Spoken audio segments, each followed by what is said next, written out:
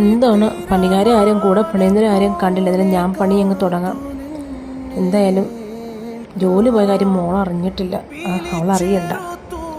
എന്തായാലും 700 രൂപയുടെ കിട്ടിക്കഴിഞ്ഞാൽ മോളെ ടൂറിന് വിടാൻ പറ്റും. ദൈവമേ, അവളല്ലേ വരുന്നത്. എന്തായാലും അവളെന്നെ കാണണ്ട. ഈശ്വര,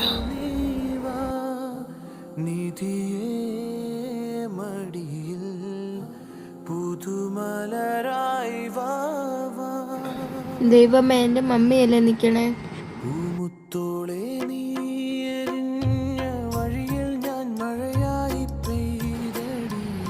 മമ്മിയുടെ ഓഫീസിൽ ജോലി പോയോ? ഇത്ര കഷ്ടപ്പെട്ടാണ് എന്നെ പഠിപ്പിക്കുന്നത്.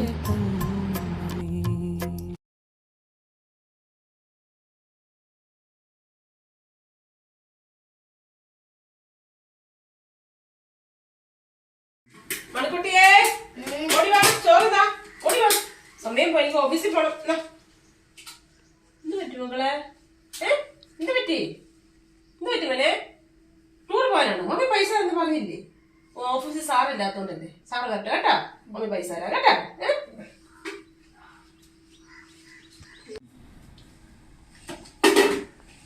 എന്ത് മക്കളെ? മമ്മി, എനിക്ക് ടൂറിന് പോകണ്ട.